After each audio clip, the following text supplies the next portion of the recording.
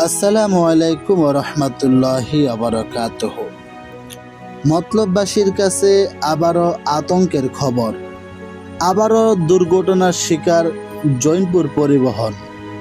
এলাকাবাসীর অনেকেই ক্ষোভের ভাষায় এই বাসকে আজরাইল পরিবহন নামেও চেনে। কিন্তু কেন এমন একটি নাম?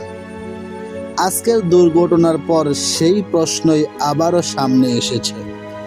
আজ শনিবার সরকারি ও বেসরকারি অফিস খোলা থাকায় সকাল থেকেই মতলব থেকে ঢাকাগামী যাত্রীদের ছিল প্রচণ্ড চাপ। সেই কারণে জৈনপুর পরিবহনের বাসটি ছিল হাউসফুল। কর্মজীবী মানুষ, শিক্ষার্থী এবং বিভিন্ন প্রয়োজনে ঢাকাগামী অসংখ্য যাত্রী নিয়ে বাসটি রওনা হয়।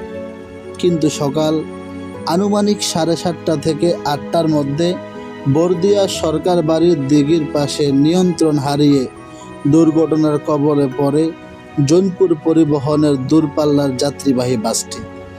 দুর্ঘটনার সঙ্গে সঙ্গে চারদিকে আতঙ্ক ছড়িয়ে পড়ে। বাসের ভেতরে থাকা যাত্রীরা চিৎকার শুরু করেন। অনেকেই ভেবেছিলেন এবার হয়তো বড় ধরনের প্রাণহানি ঘটবে, কিন্তু মহান আল্লাহ তাআলার অশেষ রহমতে এত যাত্রী থাকা সত্ত্বেও কোনো প্রাণহানির ঘটনা ঘটেনি। বড় ধরনের ক্ষয়ক্ষতিও হয়নি, আলহামদুলিল্লাহ। খবর পেয়ে আশেপাশের এলাকার মানুষ দ্রুত ঘটনাস্থলে ছুটে আসেন। কোনো কিছুর অপেক্ষা না করে তারা নিজেরাই উদ্ধার কাজ শুরু করেন। আজকের এই দুর্ঘটনায় স্থানীয় এলাকাবাসীর মানবিকতা সত্যি প্রশংসার দাবিদার। তাদের দ্রুত সহযোগিতার কারণে যাত্রীরা নিরাপদে বাস থেকে বেরিয়ে আসতে সক্ষম হন। এদিকে দুর্ঘটনার পর একটি রিকভারি ক্রেন ঘটনাস্থলে পৌঁছে দুর্ঘটনা কবলিত বাসটি উদ্ধারের কাজ শুরু করে। দীর্ঘ সময় ধরে চলে উদ্ধার অভিযান। আপনারা এই ভিডিওতে বাস উদ্ধারের সম্পূর্ণ দৃশ্য দেখতে পাচ্ছেন। তবে আজকের এই দুর্ঘটনার পর আবারও ক্ষোভে ফেটেছেন অনেক স্থানীয় বাসিন্দা। স্থানীয়দের অভিযোগ, গত ঈদ উল ফিতরের পর থেকে মতলব ঢাকা সড়কে একাধিক বাস দুর্ঘটনা ঘটেছে। তাদের দাবি, এসব ঘটনার মধ্যে জৈনপুর পরিবহনেরও বেশ কয়েকটি দুর্ঘটনা রয়েছে এবং কিছু দুর্ঘটনায় প্রাণহানির ঘটনা ঘটেছে। এই কারণে এলাকাবাসীর অনেকেই ক্ষোভের ভাষায় জৈনপুর পরিবহনকে আজরাইল পরিবহন বলেও ডাকেন। তাদের অভিযোগ, জৈনপুর পরিবহনের কিছু চালকের ড্রাইভিং নিয়ে দীর্ঘদিন ধরে প্রশ্ন রয়েছে। তারা মনে করেন যাত্রীদের নিরাপত্তার বিষয়টি আরও গুরুত্বের সঙ্গে দেখা দরকার। তবে আমরা স্থানীয়দের অভিযোগ ও মতামত তুলে ধরছি। আজকের দুর্ঘটনার প্রকৃত কারণ কি সেটি তদন্ত করে নিশ্চিত করবেন সংশ্লিষ্ট কর্তৃপক্ষ।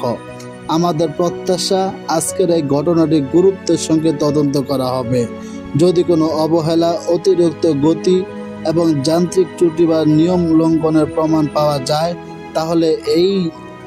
তাহলে আইন অনুযায়ী কঠোর ব্যবস্থা গ্রহণ করা হবে। কারণ একটি দুর্ঘটনা শুধু একটি সংবাদ নয়, একটি দুর্ঘটনা মানে একটি পরিবারের স্বপ্ন ভেঙে যাওয়া, একজন মায়ের অপেক্ষা, একজন বাবার দুশ্চিন্তা, একজন সন্তানের কান্না। আজকের এই ঘটনায় যারা উদ্ধার কাজে অংশ নিয়েছেন সেই স্থানীয় এলাকাবাসীর প্রতি জানাই আন্তরিক ধন্যবাদ ও কৃতজ্ঞতা।